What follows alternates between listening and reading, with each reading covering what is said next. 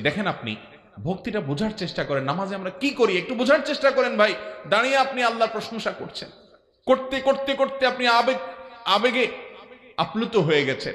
আল্লাহর প্রশংসা করে গুণকীর্তন করে যে আল্লাহর কাছে আমার যেতে হবে, আমার জাহান্নাম থেকে মুক্তি যার উপরে, যার ফয়সালার উপর নির্ভর করে, তার প্রশংসা করে, কত নেয়ামত দিয়ে তিনি আমাকে রেখেছেন, তার প্রশংসা করে, তার গুণকীর্তন করে, দাঁড়িয়ে দাঁড়িয়ে গুণকীর্তন করতে করতে আমার মত মা, আপনার বাবা বা আপনার শ্রদ্ধার কেউ হয়তো কোনো ভুল করেছেন বা কিছু করেছেন, বা তার প্রতি আপনি আবেগ ভালোবাসা নিবেদন করছেন। ভালোবাসার শুরুতে একটা অবস্থা থাকে, হয়তো আপনি সামনে যে দাঁড়িয়ে দাঁড়িয়ে কাঁদেন, এরপর আস্তে করে বসে যান, এরপরে পাওয়াটা ধরে ফেলেন, এভাবে স্টেপে স্টেপে সামনে আগায় না মানুষ। তো নামাজের মধ্যে আপনি দাঁড়িয়ে আল্লাহ প্রশংসা জ্ঞাপন করছেন, তাসবিহ বর্ণনা করছেন, এরপর একটা পর্যায়ে আপনার আবেগের মাত্রা বেড়ে যায়। এবার আপনি আর দাঁড়িয়ে থাকতে পারছেন না, এবার রুকুতে গিয়ে আল্লাহু আকবার বলে নিজের শরীরটাকে অবনত করে দিয়ে, ভেঙে দিয়ে, তুচ্ছ করে নিজেকে আপনি আল্লাহর তাসবিহ পেশ করছেন। এরপরে আবেগ আরো বাড়লো, এবার দাঁড়িয়ে সোজা হয়ে এবার একেবারে পুরো মাটিতে লুটিয়ে পড়ে আপনি সেজদা নিবেদন করছেন, আল্লাহু আকবার বলে সেজদা চলে যাচ্ছেন। সেখানে গিয়ে বলছেন, কি বলছেন? সুবহান রাব্বিয়াল আলা, আমার সবচেয়ে বড় মহান রব, তার পবিত্রতা বর্ণনা করছে। এখানে নবী সাল্লাল্লাহু আলাইহি ওয়াসাল্লাম আর কিছু দোয়া আছে, সুবহানাকাল্লাহুম্মা রাব্বানা ওয়া বিহামদিকা আল্লাহুম্মা ইগফিরলি, হে আমার রব, আপনার পবিত্রতা বর্ণনা করছি, আপনার প্রশংসা জ্ঞাপন করছি, আপনি আমাকে মাফ করে দেন। সিজদায় নবী সাল্লাল্লাহু আলাইহি ওয়াসাল্লাম দোয়া করতেন। এবং আপনারা জানেন সহিহ মুসলিমের হাদিসে আসছে, নবী করিম সাল্লাল্লাহু আলাইহি ওয়াসাল্লাম বলেছেন, বান্দা আল্লাহর সবচেয়ে কাছে যেতে পারে কখন জানেন? সিজদা গেলে সবচেয়ে কাছে যেতে পারে। আপনি যদি চান একেবারে আল্লাহর সবচেয়ে কাছাকাছি গিয়ে আমার মনের কিছু কথা বলবো, তো আপনি সাধারণ দোয়া করেন না, সিজদা লুটায় পড়েন। শেখ আয়েজ আল কারনি, সৌদি আরবের বড় বিশ্ববিখ্যাত স্কলার, তিনি বলেছেন, আসমানের দরজা, আরশে আজিমের যাওয়ার দরজা কোথায় জানেন? ওই রকেট দিয়ে যাইতে পারবেন না। আরশে আজিমের যাওয়ার দরজা হলো নিচে মাটিতে, অর্থাৎ সিজদায়। আপনি এখানে সিজদা দিলে এটা আরশে আজিমে পৌঁছে যায়, আল্লাহ সবচেয়ে কাছাকাছি যেতে পারে বান্দা, দোয়া করার জায়গা। এই জন্য সিজদাতে ভক্তি সহকারে, ভালোবাসা সহকারে তাসবিহ নিবেদন করেন, আস্তে আস্তে সুবহান রাব্বিয়াল আলা 3 বার। এরপরে উঠে বসেন আল্লাহু আকবার। আল্লাহু আকবার করে বসার পর এখানে একটা দোয়া আছে, বলতে পারেন আপনারা? বলেন তো।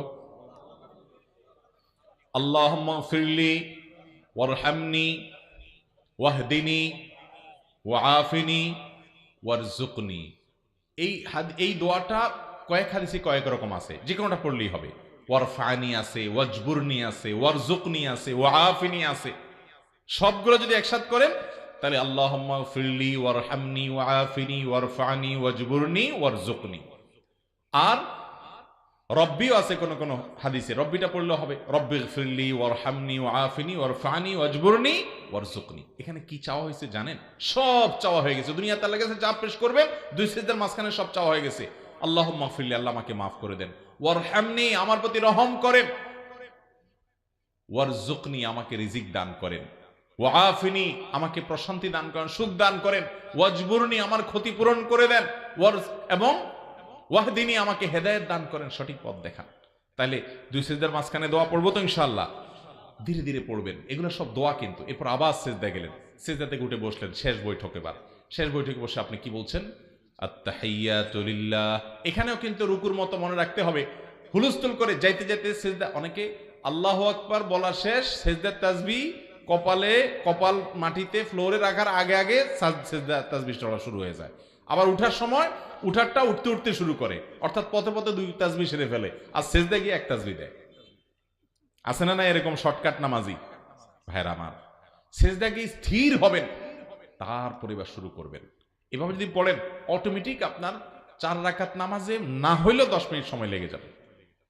আল্লাহ আমাকে আপনাকে এরকম সুন্দর নামাজ পড়ার তৌফিক দান করেন। ভাইরা আমার, আমি আবার বলছি, এই পদ্ধতিতে যেভাবে বলছি, আপনি ধীরে ধীরে নামাজ পড়ে 4 রাকাত নামাজ পড়ার পর আপনার নিজের ভিতরে একটা ফিলিংস হবে, দেখেন, খেয়াল করেন যে অনুভূতিটা হবে, এই অনুভূতিটা অবর্ণনীয় থাকবে।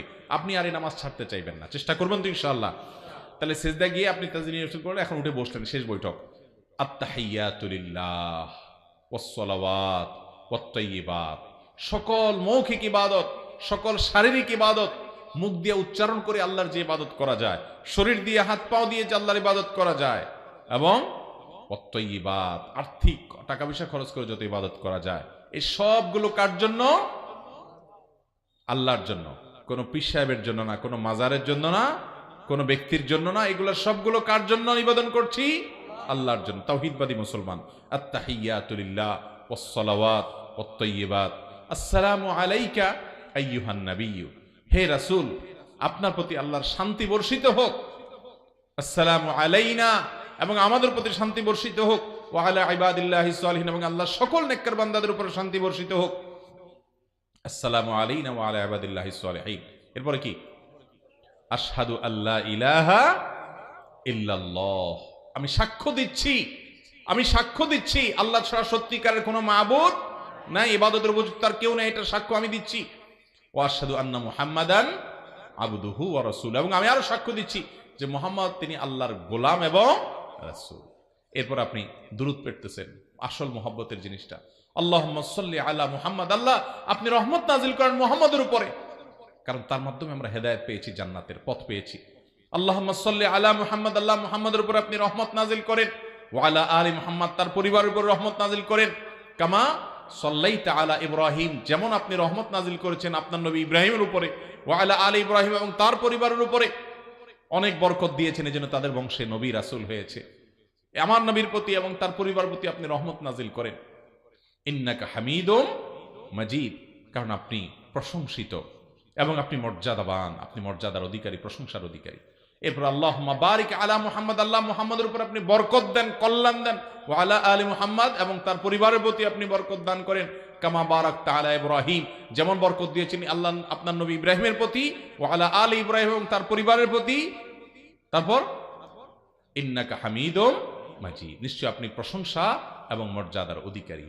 এরপর আসেন আসলটা, সর্বশেষ ফিনিশিং। এটা আমরা বেশি মানুষ জানি না। পুরো নামাজে মনোযোগ রাখতে না পারেন, এই জায়গায় আপনার মনোযোগ আসতেই হবে। সেটা কি? কারণ আপনি এখন নামাজের শেষ বৈঠকে সালামের আগে দোয়া কবুল হয়।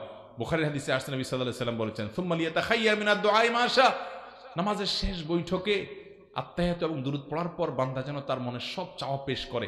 অবশ্য দোয়া মাসুরা হতে হবে, হাদিসে বর্ণিত দোয়া হতে হবে, এটা যেন সে আল্লাহর কাছে পেশ করে। আমরা দোয়া মাসুরা একটা জানি, অথচ এখানে নবী সাল্লাল্লাহু আলাইহি ওয়াসাল্লাম আরো দোয়া পড়তেন। যেটা আমরা জানি সেটা তর্জমা করি, কি পড়ি আমরা সেটা জানার চেষ্টা করি। আল্লাহুম্মা ইন্নী যালামতু, মানে কি বলেন?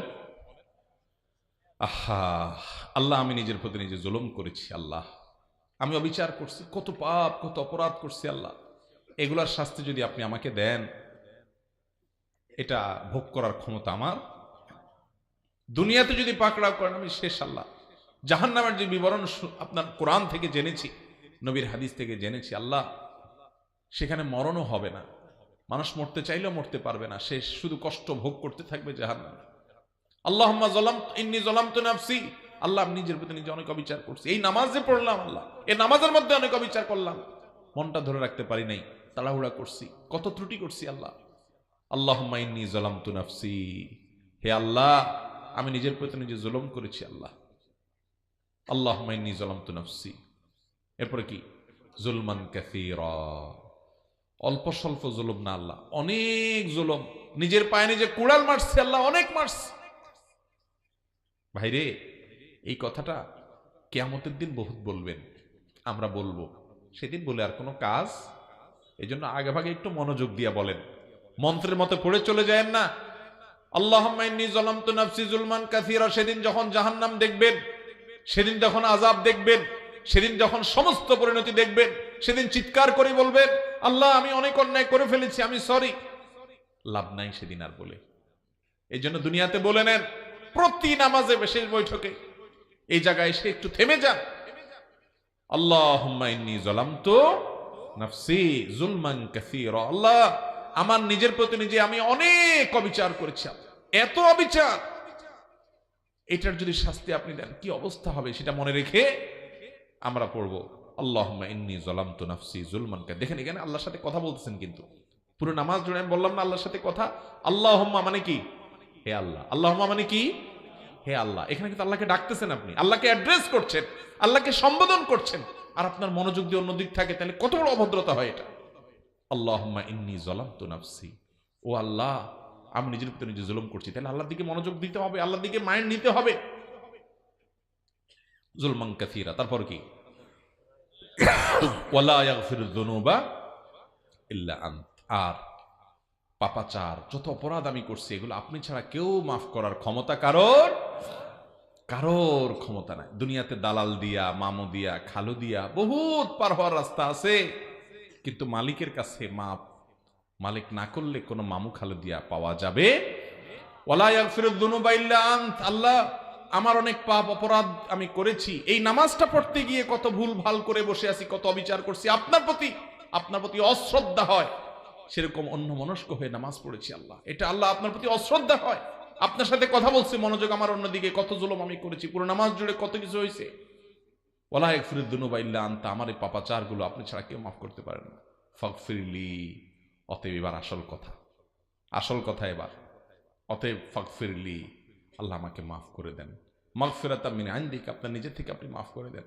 ফাগফিরলি মাগফিরাতাম মিন ইনদিক ওয়ারহামনি, এবং আমার প্রতি আপনি রহম করেন, একটু মায়া করেন আল্লাহ। ইন্নাকা আনতাল গফুরুর রহিম, কারণ আপনি ক্ষমাশীল, আপনি বলেছেন, আপনি দয়ালু, আপনি বলেছেন, অতএব আপনি আমাকে মাফ করে দেন, আমার প্রতি দয়া করেন। এই জায়গায় নবী করিম সাল্লাল্লাহু আলাইহি ওয়াসাল্লাম আরেকটা দোয়া পড়তেন, আল্লাহুম্মা ইন্নী আউযু বিকা মিন আযাবিন নার, আল্লাহ আমি আপনার কাছে জাহান্নামের আযাব থেকে পানাহ চাই, ওয়া আযাবিল কবর, কবরের আযাব থেকে পানাহ চাই, ওয়া আউযু বিকা মিন ফিতনাতিল মাহইয়া ওয়াল মামাত, জীবন এবং মরণের যত ফিতনা আছে, বিভ্রান্তি আছে, ধোঁয়াশা আছে, ঈমান নষ্ট হয়, মানুষ বিপথে চলে যায়, সেগুলো থেকে আমি পানাহ চাই। ওয়া আউযু বিকা মিন ফিতনাতি মাসিহিল দাজ্জাল, এবং দাজ্জালের ফিতনা যখন আসবে, যদি আমি বেঁচে থাকি, সেটা থেকে যেন আমি পানাহ পাই। সেই ফিতনা দেখে অনেকে বেঈমান হয়ে যাবে, তাকে আল্লাহ মনে করে ঈমান হারা হয়ে যাবে, ধোঁয়াশা পড়ে যাবে, আমাকে আপনি সে সময় হেফাজত করেন। এই দোয়া শেষ করলেন, এরপর আপনি সালাম দিচ্ছেন, আসসালামু আলাইকুম ওয়া রাহমাতুল্লাহ, তোমাদের প্রতি আল্লাহর রহমত এবং সালাম বর্ষিত হোক, আসসালামু আলাইকুম ওয়া রাহমাতুল্লাহ আপনি বললেন, পরিপূর্ণভাবে কাঁধের দিকে ফিরে, একদম পুরো ঘাড় ফিরিয়ে, তারপর আসসালামু আলাইকুম ওয়া রাহমাতুল্লাহ, আবার ঘাড়ে ফিরিয়ে আসসালামু আলাইকুম ওয়া রাহমাতুল্লাহ বললেন। নামাজ শেষ। নামাজ শেষ করার পর নবী করিম সাল্লাল্লাহু আলাইহি ওয়াসাল্লাম 3 বার ইস্তেগফার পড়তেন। কি পড়তেন? আস্তাগফিরুল্লাহ, আস্তাগফিরুল্লাহ, আস্তাগফিরুল্লাহ।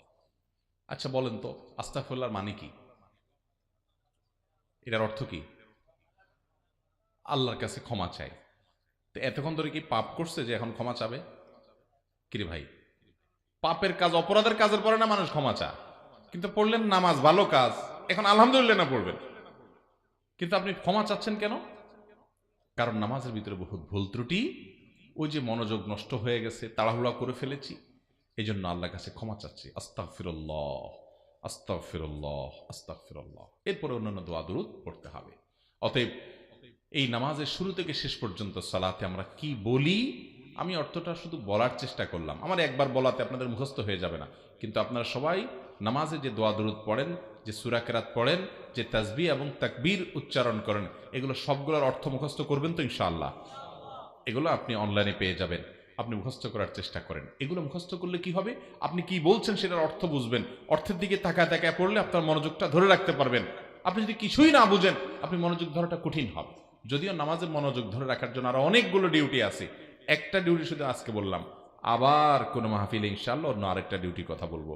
রব্বে করিমের কাছে, আরশে আজিমের মালিকের কাছে নিবেদন করি, আল্লাহ আমরা গুনাহগার বান্দা, তুমি আমাদেরকে সেরকম নামাজ পড়ার তৌফিক দাও যে নামাজ তোমার রাসূল পড়েছেন, তোমার সাহাবীরা পড়েছেন, তোমার প্রিয় বান্দারা পড়েছেন। আল্লাহ সেই নামাজটা পড়ার তৌফিক আমরা চাই।